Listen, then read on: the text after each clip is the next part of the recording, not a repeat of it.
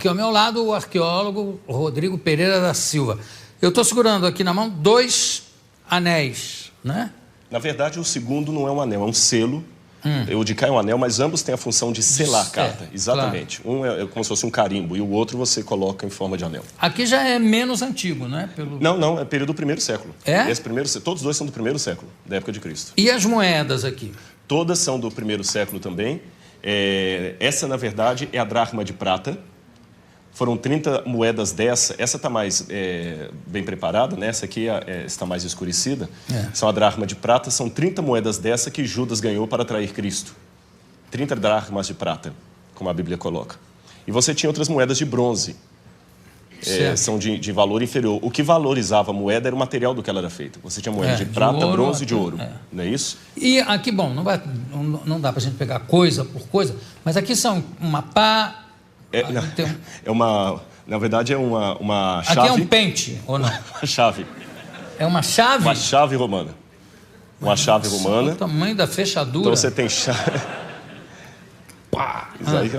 Isso é uma chave. Aquilo é uma concha romana. E ali é uma ponta de lança. Uma ponta de lança romana. E aí você tem objetos de perfume que geralmente a gente encontra em túmulos. Certo. Agora vamos falar um pouquinho das espadas que estão aqui. Ah, sim. Posso pegar aqui, então? Pode, claro. Eu tenho... Essa aqui é uma réplica. Sim. Se quiser pegar, um pouco pesada. Claro, que se tivesse... Essa é uma réplica. Essa é uma espada como se fosse um centurião romano. Você nota que ela tem o brasão de Júlio César aqui. Não é isso? E, então, essa espada toda enfeitada era dada para alguém que era um centurião. Ela era pesada. Comandava 100 soldados. Exatamente, uma centúria. Ela não era de ficar espadachim, não. Aquilo ali já é do período da França. Não, isso era na base da espada mesmo, da porrada. Exatamente.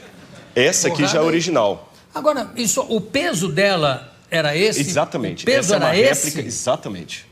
É pesado isso aí. Quer dizer, eu sei que precisa... Bom, eu já peguei espadas aí do período medieval, aquelas espadas longas, que também para segurar precisa de 3 braços. Sim. E o cara ainda cheio de armadura. Tem armadura, tem o peitoral, tem o capacete que pesa. Realmente, e essa aqui é original? Essa é original, só que essa é bizantina. Essa data mais ou menos ali do 4º século depois de Cristo. Mas ela é mais romana leve também. que essa. É mais leve, porque essa é de um soldado raso. Porque era por peso? Era por peso, exatamente. Então era imperador então, lá, se é por peso... Para o sujeito chegar a esse nível aqui, tinha muitos pesos a passar, viu? Isso aqui era de um soldado raso. De um soldado raso. Um soldado que estava em início de combate ainda, estava... Quando é que há uma mudança significativa e que faz com que haja uma mudança de domínio também, de império, de uma arma... Porque antes as espadas eram de bronze. Você tinha um período do bronze, exatamente. E depois... Depois tem o período do ferro. No período do ferro... já acabam com a civilização do bronze, né? Como espada. Ainda havia grupos, por exemplo, você encontra no período do ferro, Israel, por exemplo, quando a Bíblia fala das lutas de Israel, Israel não tinha as armas de ferro. Quem dominava a cultura do ferro eram os filisteus, que ficavam onde hoje é a faixa de Gaza. E ganhavam, claramente, que o aço... Você dá uma batida... O metal de um é mais forte que o metal da outra. Quebra outra. Tanto é que tem uma coisa curiosa na Bíblia, que conta que quando Davi foi combater com Golias, o rei Saul deu a armadura dele para Davi, porque eles não tinham armadura, o exército de Israel. Então havia... a história não é estanque. Há pessoas ainda com uma cultura mais antiga, mais primitiva, convivendo com outra simultânea de cultura mais moderna. Agora, na hora da batalha, ganhava... Às vezes a esperteza, a estratégia, o local também ajudava muito. Nem sempre a batalha foi dos mais fortes. A vitória foi dos mais fortes. Nós temos Tirando casos... Davi e Golias, qual é o outro caso? Nós temos muitos casos. Por exemplo... sem valer milagre. Sem valer milagre? Não, claro. Valendo milagre. Nós temos, por exemplo, Salah-ad-Din, o exército de Salah-ad-Din em Jerusalém... quando os cruzados ganharam uma época, porque eles perderam algumas vezes, mas ganharam algumas batalhas, eles eram tremendamente pequenos. Você tem os valdenses, que estavam fugindo da Inquisição da Idade Média. Os valdenses tinham apenas um bocado de galhos e pás e venceram a batalha. Você tem muitos casos na história.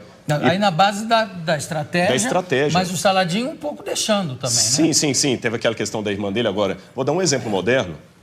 Quem pegou Bin Laden? É verdade, mas aí também... E nem precisa de milagre. Não, aí basta suicídio. Também, mas a história é irônica, a história nos surpreende. A história não é um manual bem escrito, não. A história, nem sempre as coisas saem conforme planejado. Não, claro, graças a Deus. Né? Aqui, aliás, não tem nada a ver, mas esse negócio que nem sempre sai como planejado, eu espero que a guerra que está havendo no Rio de Janeiro saia como planejado. Eu também. Sabe? Porque, por enquanto, eu não vi muita prisão, não vi muita apreensão de cocaína, nem de crack, nem de... Muita maconha. Você sabe que... maconha. Agora, resto eu estou esperando. Eu cheguei ontem nos Estados Unidos e o que a mídia internacional está colocando é que o Brasil está em guerra. Mas é. E eu cheguei assustado aqui. Mas vai dar tudo certo, se Deus quiser. Semana que vem eu estou no Rio de Janeiro. É verdade, eu vou dar uma palestra lá em Botafogo. Conto com você. Conto com você. Eu vou levar a espada. Isso, claro. Vamos falar Parece que só foi encontrada uma ossada de um crucificado. De um crucificado? Uhum. E como é que é? Ele estava o quê? Sem buraco, sem furo nas mãos? Não, foi... Porque amarravam os braços também, né? A questão do amarrar hoje está sendo questionado, porque não temos nenhum relato antigo que menciona isso. Foram as reconstituições renascentistas que falavam disso, mas nós não temos nenhum relato romano que amarravam os crucificados. Tudo bem, mas esse que encontraram? Esse que encontraram foi o seguinte: depois da Guerra de 6 Dias em Israel, em 1968, a Guerra de 6 Dias em 1967, eles estavam fazendo uma terraplanagem num bairro no subúrbio de Jerusalém chamado Givat HaMevitar.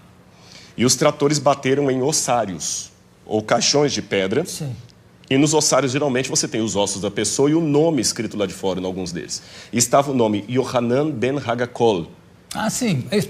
Aliás, essa descoberta já... Não, a descoberta já tem algum tempo. Tem. Foi na década de 60, né? 68. Então, quando eles pegaram, eles abriram o ossário e perceberam que havia algumas coisas curiosas. O fêmur estava quebrado e no calcanhar havia um cravo romano fixado ali. Foi o único que encontraram. Então, a partir daquela ossada ali, eles fizeram um levantamento legístico de como seria a posição de um crucificado na cruz. E é bem diferente do que a gente imagina claro. Das reconstruções medievais. E o sofrimento de Cristo ficou de uma maneira muito mais dantesca, a visão arqueológica e eu até diria legística, porque foram médicos de medicina forense que fizeram reconstituição da causa morte. E o negócio de cravo na mão não tem? Não, porque o osso dele estava muito fragmentado. Mas, então não tinha os ossos da mão, não estavam todos inteiros. Pelas profecias, certamente não é uma ossada de Jesus. Ah, não, com certeza não. Porque, inclusive, se eu não me engano, tem uma das profecias que diz: nenhum dos seus ossos será quebrado. E não conhecerá a corrupção. E nós temos evidências. Eu sei que muitos historiadores hoje negam a ressurreição de Jesus, pensam que é uma teologia, mas eu digo, com base histórica, a ressurreição de Jesus aconteceu e nós temos muitos elementos históricos para afirmar isso, a despeito do questionamento de muitos historiadores. Mas sobre a ressurreição? Sobre a ressurreição. Mas qual é o dado histórico que pode haver sobre a ressurreição? Claro que é uma questão de fé. Para mim é uma questão de fé. A própria forma como os relatos evangélicos estão não demanda uma propaganda. Porque o que é uma propaganda? Uma propaganda, às vezes, você mascara, enfeita uma coisa para vender um produto. Aqueles discípulos estavam, em primeiro lugar, sofrendo perseguição e abuso por causa daquilo. A ressurreição era uma única doutrina da antiguidade que ninguém aceitava. Eles aceitavam a história de Platão, que a sua alma ia para o Éon, podia aceitar a história de Pitágoras, que você transmigrava a alma de um corpo para o outro, ou então ficar com os epicureus, que morreu, acabou. Mas ressurreição... A reencarnação exatamente, a transmigração de almas está ali perto. Exatamente, alguns judeus aceitavam a reencarnação. Agora, a ressurreição era uma coisa que ninguém comprava essa ideia. E outro, na época, pelo machismo... Mas isso, desculpa, mas isso não é uma prova histórica. Sim, mas a forma como os evangelhos foram descritos é interessante. Eles quebram todas as regras de propaganda. Quer um exemplo? Porque para eu saber se é histórico ou não, lembremos, história não dá para levar ao laboratório e repetir o processo. A forma como tratamos a história é diferente. Se olha um documento, e o que você considera uma prova histórica? Como ele foi redigido? Ele foi redigido de uma maneira histórica, com E, ou uma maneira de propaganda, ou uma maneira real. E os evangelhos, por exemplo, eles mostram que a primeira testemunha de Jesus ressuscitado foi Maria Madalena, que era mulher. O testemunho de uma mulher não era válido. Se eles quisessem vender uma teoria, eles colocariam que os homens viram Jesus, e não as mulheres, porque o testemunho de uma mulher não era válido. Segundo, o fato de Jesus ressuscitar no terceiro dia. Para o judeu, até o terceiro dia, você podia ter um coma e voltar. E interessante que Jesus ressuscita depois do terceiro dia, ele estava realmente morto. Outro detalhe... Mas ele não ressuscita com o mesmo corpo que ele morre, né? Mas é um corpo glorificado. Corpo glorificado. Mas ele tinha algo tangível. Tanto é que quando ele aparece para Tomé, o famoso São Tomé, o incrédulo, ele fala, Tomé, veja que sou eu, que um espírito não tem carne e osso, toca nas minhas feridas. E depois ele pergunta, o que vocês têm para comer? Eles tinham peixe e favo de mel, e ele come com eles. Então é um corpo glorificado, é uma questão de fé, é claro, mas tem uma continuidade com um corpo humano. Não, tudo bem, mas tudo isso, desculpa, eu sou uma pessoa de fé, né? Entendi, claro, estou aqui fazendo um pouco o advogado dele, que é o seguinte, tudo isso foi muito mexido, remexido na Idade Média, no primeiro imperador católico, Constantino. né? Constantino, inclusive as datas de carnaval, disso tudo para conjuminar, para juntar com as datas de feriados. Exatamente, pagãos. E também ele foi um pouco copydesk dos evangelhos, que tem uma opção de outros evangelhos que ele é que resolveu que não valiam. Na verdade, quando a gente trabalha isso, a gente trabalha com a crítica textual. A crítica textual se vale de documentação anterior a Constantino. Então, nós temos fragmentos do Evangelho de João, por exemplo, John's Highlands, que data do ano 150, 170 antes de Constantino. Outro detalhe, Constantino era analfabeto. E os evangelhos apócrifos que começaram a surgir, os famosos aí, com todas aquelas histórias, eles não foram aceitos no cânon. E até contrário à decisão de Constantino, que Constantino queria que eles entrassem. Esse é um detalhe curioso da história, não foi ele que selecionou 4. Constantino não tinha cultura teológica, ele, o homem era analfabeto. Constantino permaneceu pagão até o final, ele pretendeu ter se convertido. Um político fantástico. E um último detalhe, nós temos uma informação que me chama a atenção. Flávio Josefo, um historiador judeu do primeiro século, que não era cristão, ele escreveu, Jesus Cristo, houve um homem, no grego está ginestai, um homem chamado Jesus, que foi crucificado, morto por Pôncio Pilatos, e segundo os seus discípulos, ressuscitou no terceiro dia e apareceu a muitos. Flávio Josefo nunca se converteu ao cristianismo, era um historiador judeu, e ele dá esse depoimento que a ressurreição era algo testemunhado. Esse texto é tão importante que alguns críticos falam, não, foi copista cristão que interpolou, que copiou. Porém, todas as cópias de Josefo que nós temos, inclusive uma cópia, uma tradução para o árabe, feita por muçulmanos, contém esse trecho. Então, do ponto de vista da crítica textual, é um texto autêntico, original de Josefo, também testemunhando a ressurreição. Claro. Eu não duvido a autenticidade dos textos. Eu duvido, em alguns casos, do testemunho em si. Quer dizer, não, eu vi, eu tive. É um testemunho, está lá escrito que ele viu e que ele teve, mas claro. Que ele esteve mais... Agora, tem uma coisa que é bom, eu gostei de você ter falado uma coisa. Na Idade Média, se acrescentaram muitas lendas. Esse é que é o problema. E o pessoal confunde as lendas com o que está na Bíblia. E só um detalhe com relação ao testemunho. Quando a pessoa dá um testemunho vendido, ela vai ganhar alguma coisa.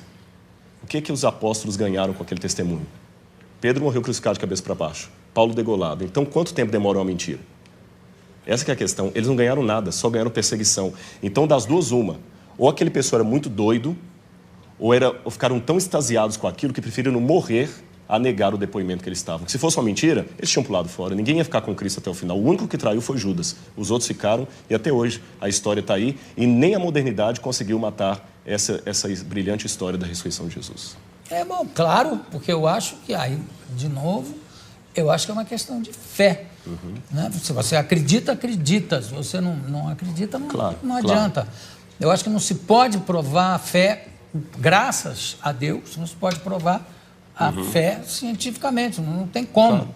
Concordo, né? Exato. Agora, e tem as lendas, tipo aquela que diz que Jesus, depois que ressuscitou, reuniu os discípulos, subiu numa pedra e disse, foi subindo enquanto dizia, adeus mundo, de 1000 passarás, 2000 não chegará. A 2000 não chegarás.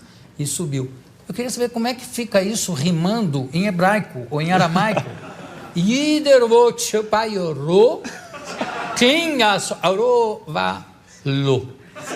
sumiu. Algumas palavrinhas em aramaico. Aí ficou o pezinho dele marcado. Exatamente. Marcado na rocha. Você sabe que lá em Jerusalém tem isso por causa dos muçulmanos, que os muçulmanos falam que Maomé, quando foi assunto ao céu, deixou as marcas da mula dele lá no domo da rocha. Agora, mas as pedras eram muito moles. Muito moles. Agora, é importante, Jô, a gente ter bem claro isso. Concordo, é uma questão de fé, mas a fé é racional. Porque senão eu posso... Essa frase é a maior antifrase que eu já ouvi aqui na minha vida, Rodrigo. A fé É racional. É racional. Ela é racional, porque senão ela não é fé, é fideísmo. Você é um craque, realmente. Parabéns. Obrigado. Você vai ter que voltar aqui para a gente conversar mais. Obrigado. Porque eu adorei. Claro que eu não sou Judas, não vou pegar 30, mas umzinho eu vou. Eu conversei aqui com Rodrigo Pereira da Silva. Também adorei. Temos muito o que falar. Eu posso dar só o telefone se alguém quiser visitar um museu ou conhecer, pegar o livro? Acho que falta de fé. Concentra que todo mundo vai saber. Aí é fideísmo. Qual é o telefone? Pode Olha, dar. se alguém tiver interesse no livro, no conhecer lá, é 0300 789 1111. 0300 789 1111. Tem o livro, tem outros materiais também de arqueologia que você pode ter lá. Yara, põe o telefone embaixo, por favor. Assim. E claro que fica para mim o único mandamento realmente que fica, o mais importante de todos é amai-vos uns aos outros, como eu vos amei. Porque se fosse isso, não tinha guerra, não tinha... Concordo. Né? Exatamente. Mas, enfim. Muito obrigado. Daqui a pouco...